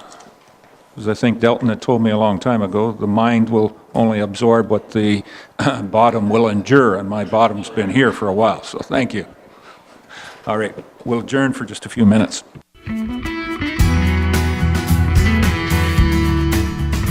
Very good. Some great and interesting comments always come out of delegations, and we'll follow up with that investigation and look forward to some of the information coming forward from Abundant Energy on that process. Business arising from the previous meeting, Mark, I have none. Unless there's any other council members. Moves us down to staff reports, and our first staff report, Carrie, has a report on the finance. Welcome, Carrie, and welcome back from, I understand, maybe a day or so of holidays. Backyard pool time. Yeah. And Carrie has, and her report is on page 62. Thank you, Rob.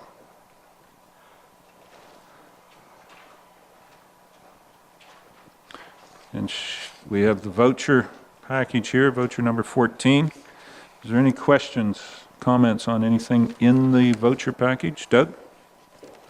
On page 71, it talks about the streetlights and repairs. And I'm just curious, I guess, I'm not sure, Brent's not here, but whether anyone would know, maybe Carrie, just wondering what the repairs are that we're doing on, like in Elmwood, it was $500, in Durham, it was $4,000, and in Newstead, it was $700. I'm just wondering what kind of repairs, is it just light bulbs, or what are we doing that's costing $5,000 plus? That's for it's for 3 months, well, maybe 4 months in some cases, but, and hopefully that will disappear when we get our new LED lights, but I don't know. I mean, there'll be some repairs, but it seems like a lot. Go ahead, Carrie, So please. on some of them, so you've got 8 hours of labor. Materials is 5 bulbs, 3 photo eyes. Photo eyes rebuild, 100 watt, 250 watt rebuild, 5 hours of labor, 8 bulbs, 3 photo eyes, 2 bulbs, 2 photo eyes. So it's bulb replacement or the sensor replacement. So does anyone know where we are in terms of our replacement of the LEDs? How far along? There was a report come out. Larry, do you want to give an update on that? It seemed the west side of Durham was Durham, I would say, is a third done. They've got last report. Thank you, Your Worship. Through you to the rest of council. The work has been started down around the hospital quadrant, and they're working and doing that area today. When I came into work this morning, they were actually working on Gray Road 4 as it went into town. So they are putting the lights in that area, and there's a sequence that they'll be working on to get the entire project done. So it is progressing. So yeah, you had a map, I believe, at your last meeting that Yes. kind of outlaid where they were, what they've had done, and where they're going. So Yeah, and the other villages have, which ones might have been done? Is Elmwood done yet? that, Your Worship, I can't respond to. I know Brent's mentioned a couple of times, but it's just a verbal on the way through. So And that was the I same would as what suggest I've we got. wait until he returned. He is the one dealing with this. He's the manager responsible for this project. Carrie, those, is there any date? Like, was that done back in May, or? I think Doug said it was, 3 or 4 months when some of that maintenance work was done? Or has it just got the billing date on it? Yeah, no, it's got the work orders attached with it. So this one has some January 11th, February 5th, February 5th. Yeah. February 17th.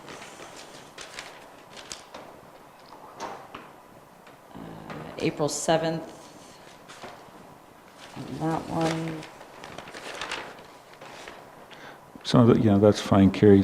I think the biggest thing there is that it was done before council really made the decision to go with the LED and was given the savings that we would get there. So those were done, Doug. And I don't believe we've been doing any of that maintenance work since. Not going to have them fall down type of thing, but the replacement will come along with the LED since we've made the decision. So with the LEDs then, was this same provider, will he be working on the LEDs then, or will that be the company that's installing them that does the service on them? I'll have to check with Brent on that. I'm not 100% sure how that works for the contractor. Yeah. We'll get back to you on that one. Okay. Any other questions on the accounts?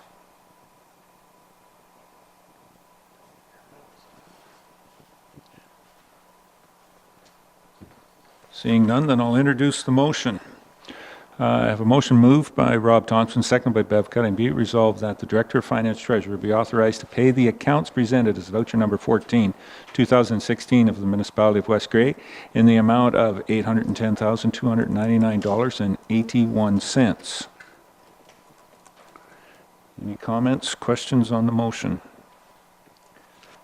Call the question. All those in favor? Any opposed? That's carried. Welcome, Mr. Bell. Anything else, Carrie? Just a reminder to submit your timesheets, please. Very good. Yes. Absolutely. John?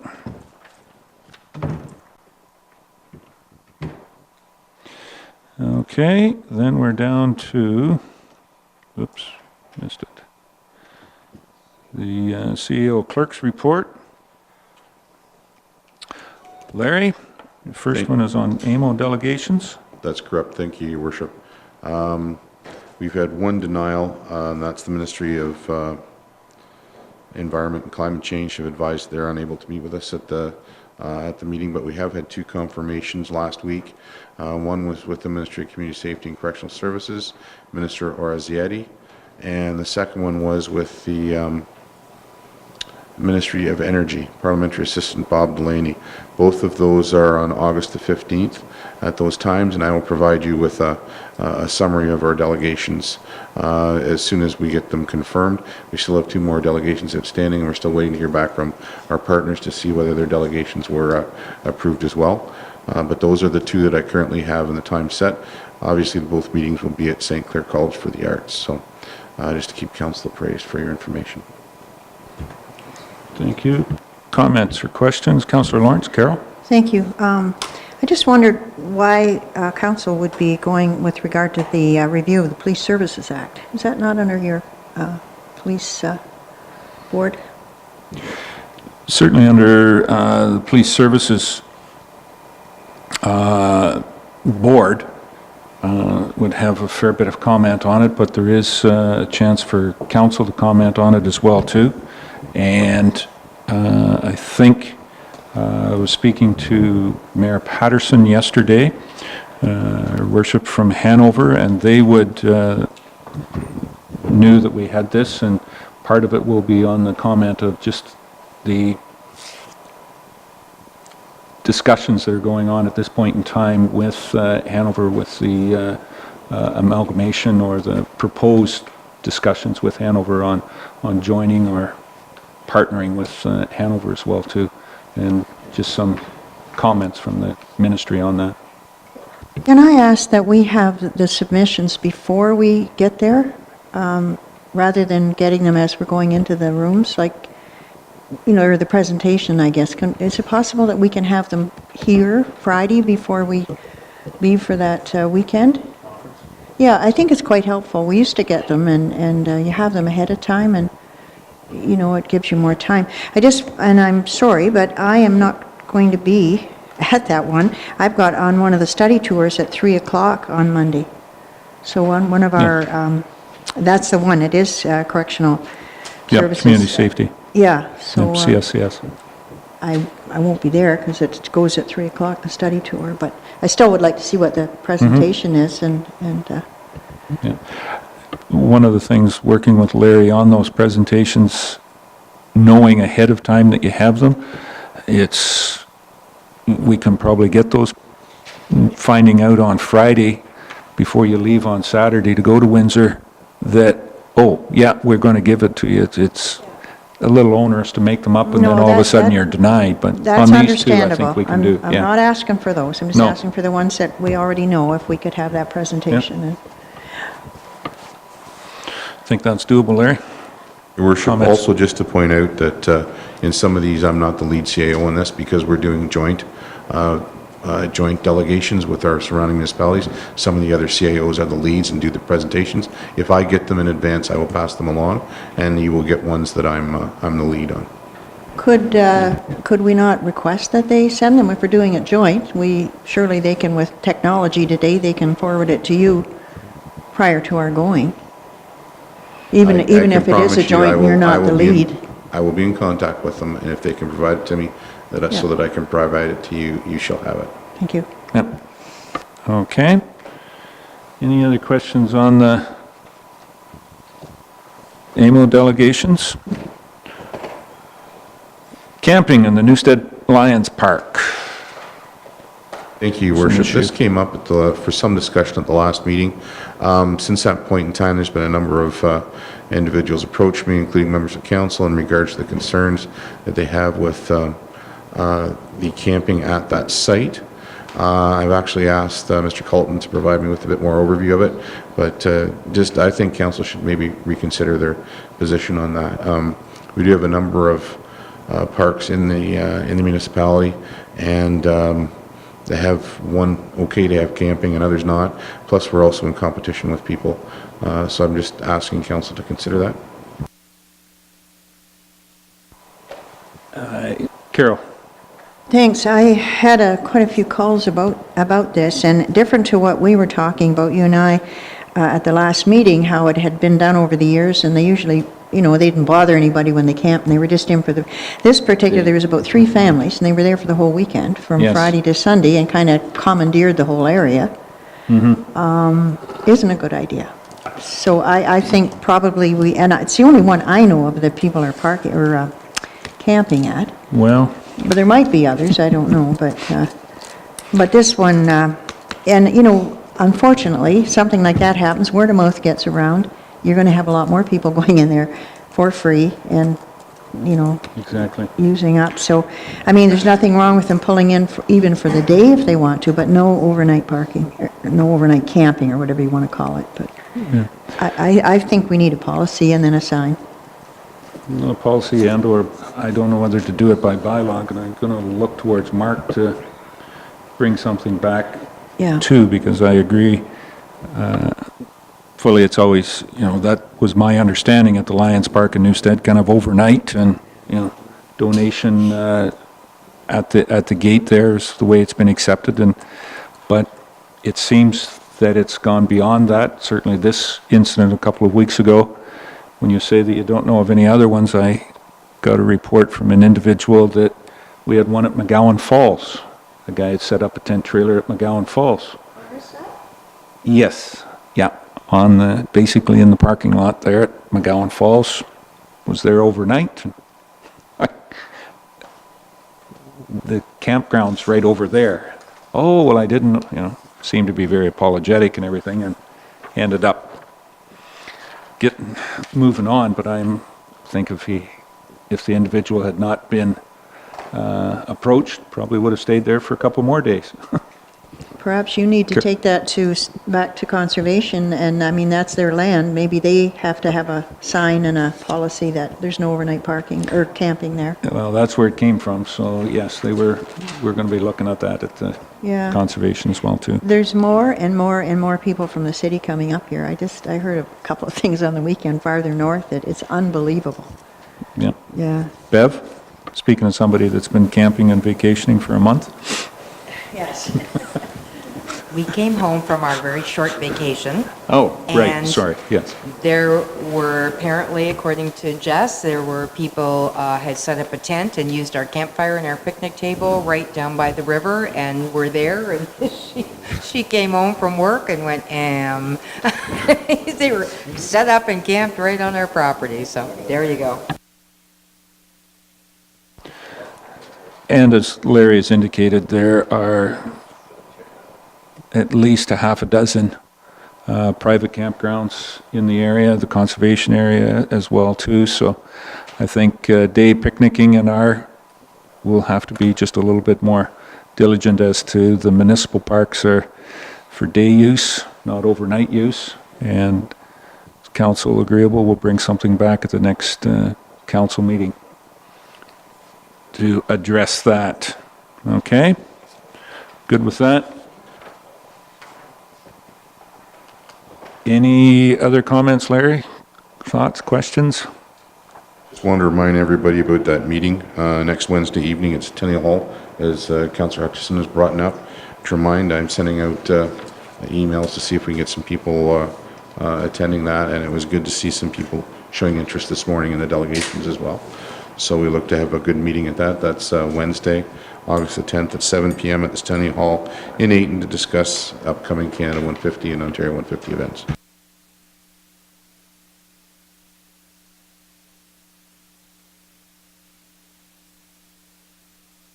Last time. Okay. Okay. Any other questions for Larry? Sorry, Doug. Yeah, no problem.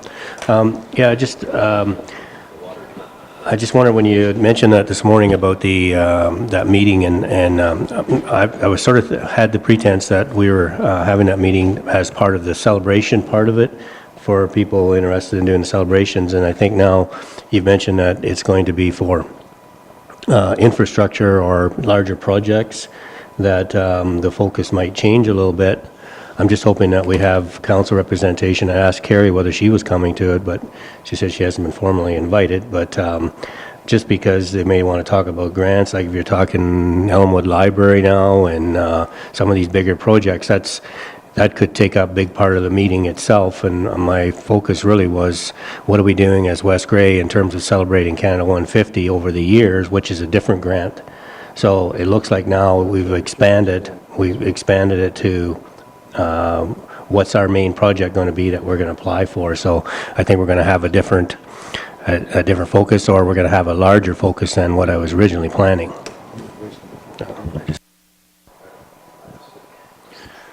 I know I plan on being there, so we will have council representation, and my understanding it was, on the celebration aspect of it, and any groups that would help us out.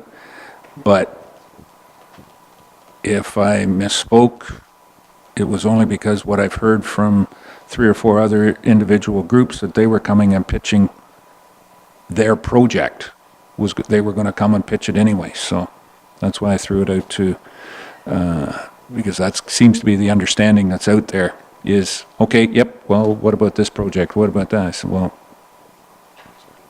I guess this is where we're going to end up. We're coming to say that this is what should be done on whether it's a trail in Newstead or bridge, trestle bridge in Durham, or it seems that there's a number of thought processes out there, and they were coming because it wasn't specific enough that it was around the celebration time. Councillor Lawrence? Thank you. I'm hoping we get individuals there, because Doug, you mentioned groups and clubs, and Kevin, you did too, but I hope we get individuals, not necessarily in clubs. Yeah. And I'm wondering, who's going to chair this? Doug, are you, or? Well, originally I thought maybe, but I don't know. My concern is I don't have, right at this point, I don't have a real good handle on the grants, the difference between the grants, and if that comes up, I'd like to make sure we're clear on, okay, that's something that might fit into the Canada 150, but this is really talking about Ontario 150. So I'd like to make sure that we're clear on the grants and what it is that we're offering. And then the other thing is, I know, like the Newstead Business Group, they have a plan of what they want to do based on, some historical plaques and whatnot, and they've already looked into the grant thing, so they're already in the process of, they want to go ahead and apply. And so I'm hoping that the focus will be that, sure, the smaller groups, they can apply for their grant, but maybe as West Grey, maybe we look at what's the umbrella thing that West Grey could do if the ideas come up. Maybe there's nothing, maybe it's all individual groups doing their own thing, but I don't want to discourage someone who wants to apply for a grant because they can apply individually as a group. And I think it's it'll be the Lions Club in Newstead that will probably do the application with the Newstead Business Group and Horticultural Society or whoever else is involved there. So that's what I know so far. That's my focus, but it looks like, we're open for ideas for sure. Well, the reason I asked who was chairing it, because I was going to say perhaps there could just be like a 15 or 20 minute time frame for suggested projects, but not get into long, you know how long that could go on, people, Everybody's beating their own project, and they're all good, but rather than letting it go on and on, maybe just take suggestions for projects, and then, they'd have to be considered by council or get back to them, but just not let it. The last meeting we had in Newstead, it kind of got taken over, if you remember, by someone with a project, and the rest of the meeting didn't really happen, so I think it's important to control that, and if they want to get into projects, yes, we could take the suggestions, but we can't get into a long discussion because it is about celebrations. Yeah. With council's indulgence, if Doug, it was kind of your project that you proposed or meeting to get this going, you and I sit down and we'll get a bit of a plan set forward on the outline and the agenda of the meeting then? That'd be good? All right. Yep, absolutely. It's not a free-for-all, it's, well, it is free for all to come, but it's not a free-for-all at the meeting. Okay? All right. Anything else then on Larry's report? Seeing none, then we'll move into bylaws, and we have two bylaws. What did I miss? I don't think no, haven't missed anything yet. I think we're down to bylaws. The two bylaws, we have 68 and 69, and bylaw 68 is one that was discussed and proposed to come forward, discussed at the Committee of the Whole, is establishing a policy and around the complaint response. So we'll introduce, it's moved by Doug Hutchison, seconded by Rob Thompson. Be it resolved that bylaw number 68, 2016, being a bylaw to establish a complaint response policy for the Municipality of West Grey, be now read a first, second, and third time, passed and numbered, and that the said bylaw be signed by the Mayor and the CEO, Deputy Clerk, sealed with the seal of the corporation, and be engrossed in the bylaw book. Any comments or questions on the bylaw? Seeing none, I will call the question. All those in favor? Any opposed? That's carried. And the next one is the confirming bylaw. It's a motion moved by Don B. Marshall and second by Carol Lawrence. Be it resolved that bylaw number 69, 2016, being a bylaw to confirm the proceedings of the August 3rd, 2016 council meeting, be now read a first, second, and third time, passed and numbered, and that the said bylaw be signed by the mayor and the CEO, deputy clerk, sealed with the seal of the corporation, and be engrossed in the bylaw book. Any questions on this motion? Call the question. All those in favor? Any opposed? That's carried. Very good.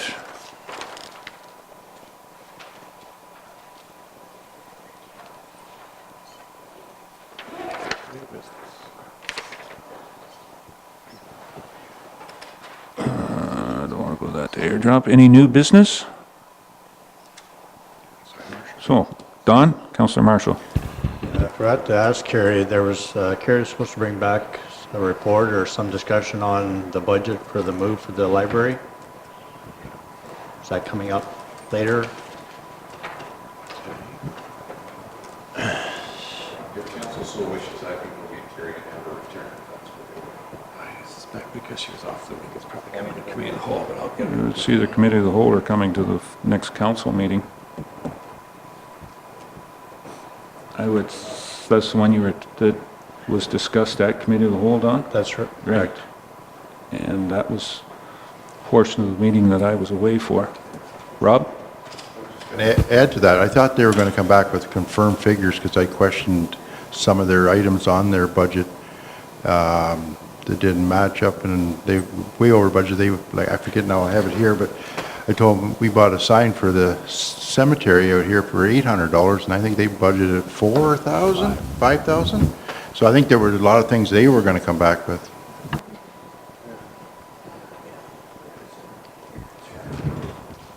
Okay, Mr. Carroll? While we're waiting, part of that discussion was the archives room and so on, and I just heard from the previous chief librarian, CAO, Marlene, that room brought in a lot of people over the summer, looking at the history, looking at Historical genealogy, research. and mind you, the staff was promoting it at that time too, which makes quite a difference. But she said it brought a lot of traffic into the library, so I wish they could take another look at it and see if there isn't somewhere, or again, if they don't want to bring the people in with that, hopefully the art gallery would be interested. And I'm sure by committee of the whole we'll have heard, you'll have something for us from the art gallery if there's any interest. But yeah, she was surprised because she said it did bring a lot of traffic into the library, that particular room. Okay. Carrie, thanks for coming back in. Councillor Marshall has asked, is there any update on the library moving budget? What we've got?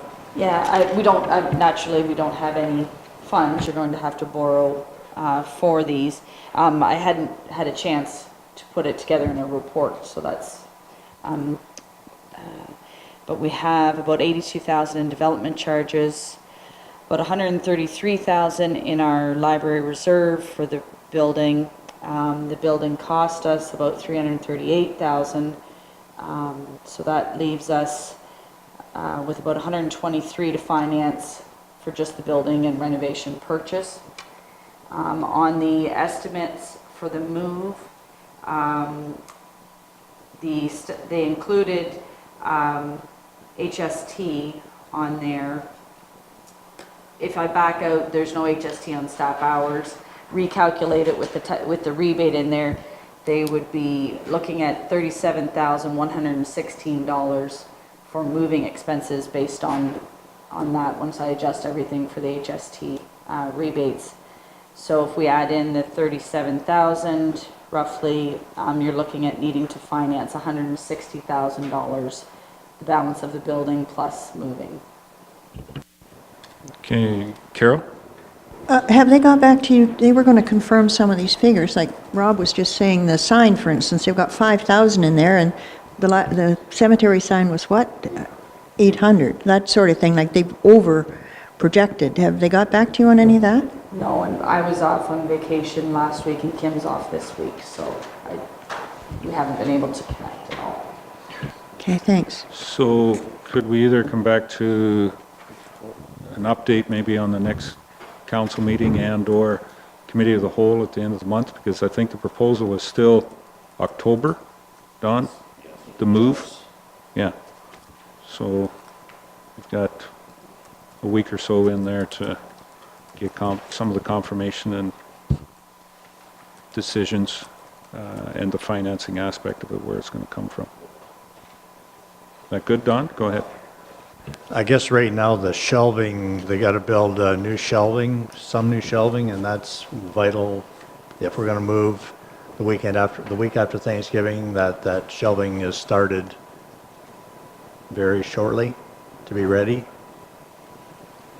So I don't know, we can kick the shelving into If gear. you want to go ahead and approve that, that was estimated at 14,000 plus HST, but the adjusted amount is only about 2% for the HST there. So you're still looking at just over 14,000. That was what she had in for shelving.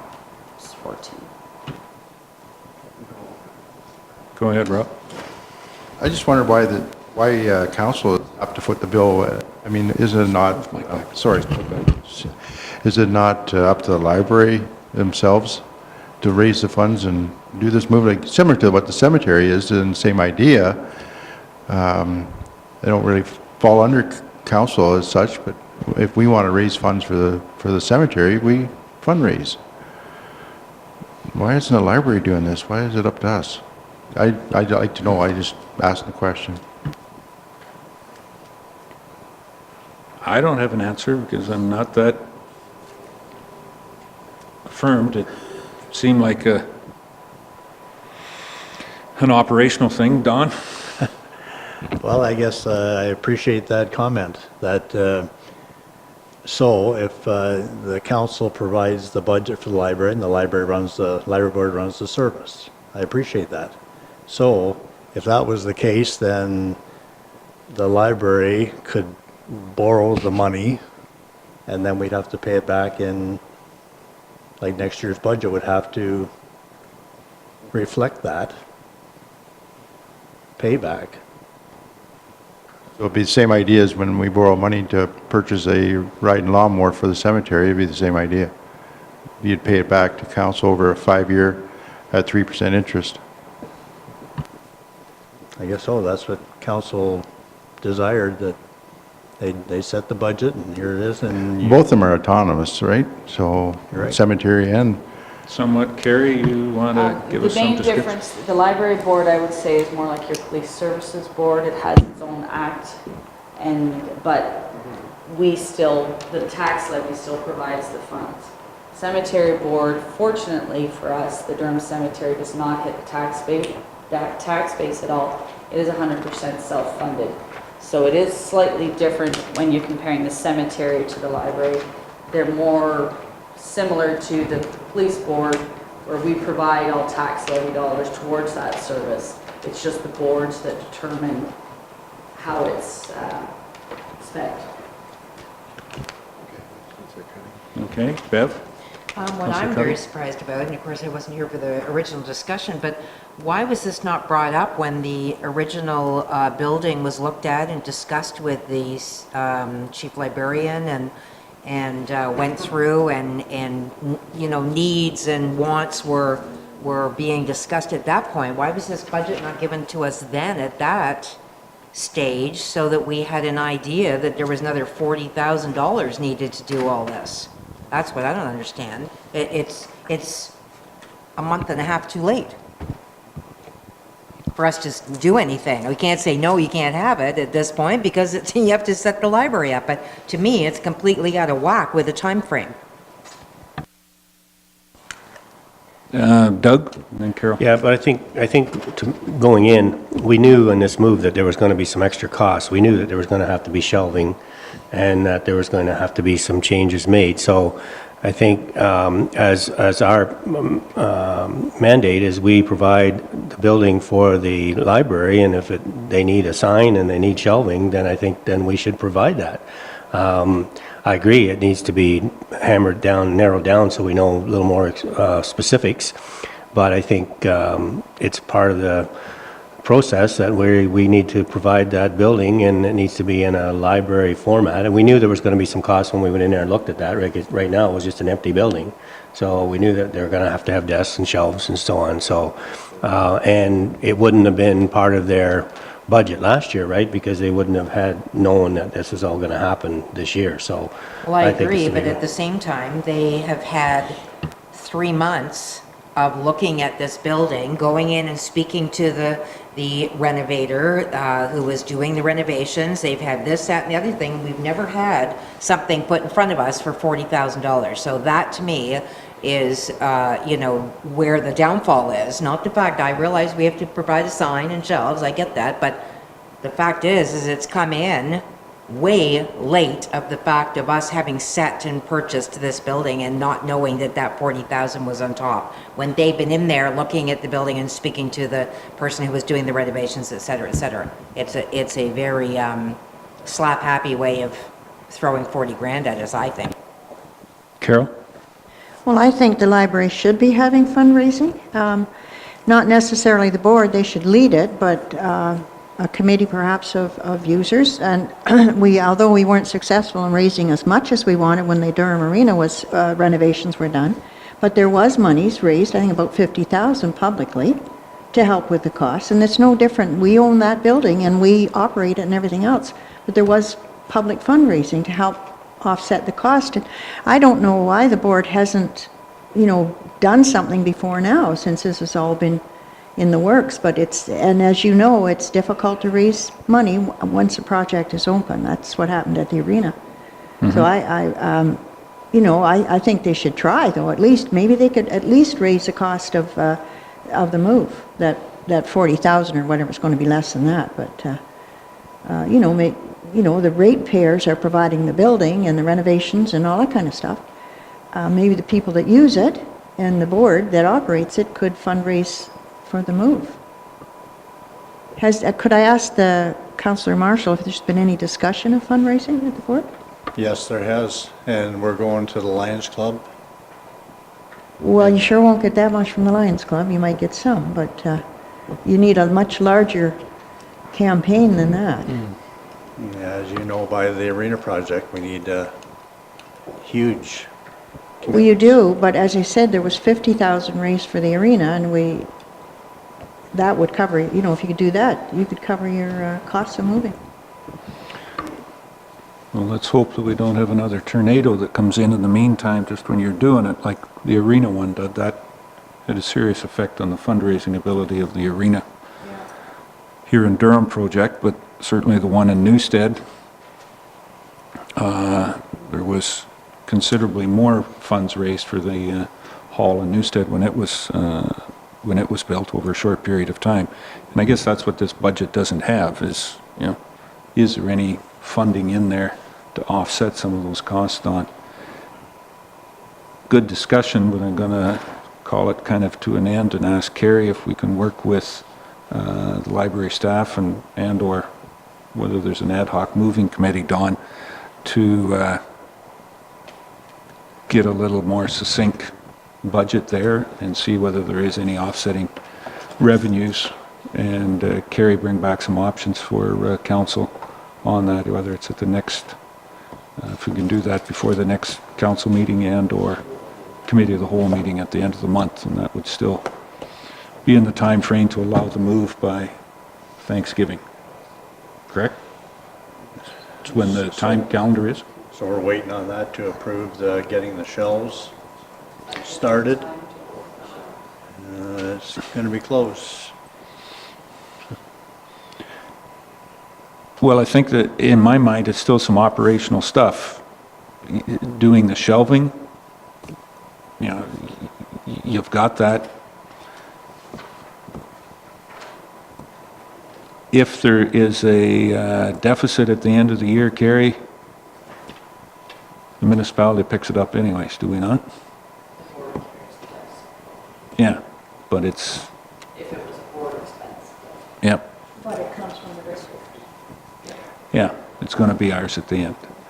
My suggestion is if you've got it figured out on just on the shelving, and have got the quotes and everything going forward on who's going to build that on, if the timing needs to be, you go ahead and do that.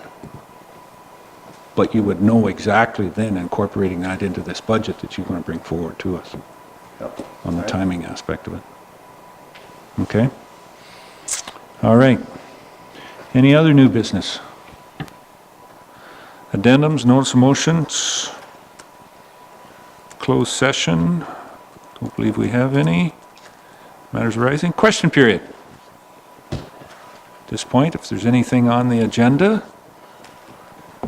that you want to have a question of, members of the audience, Adam behind the camera. Municipal Act notices, Mark, I don't believe we have any. So we're down to number 20. Mr. Hutchison's move that we adjourn. I'll accept that. All in favor? Thank you very much. We stand adjourned.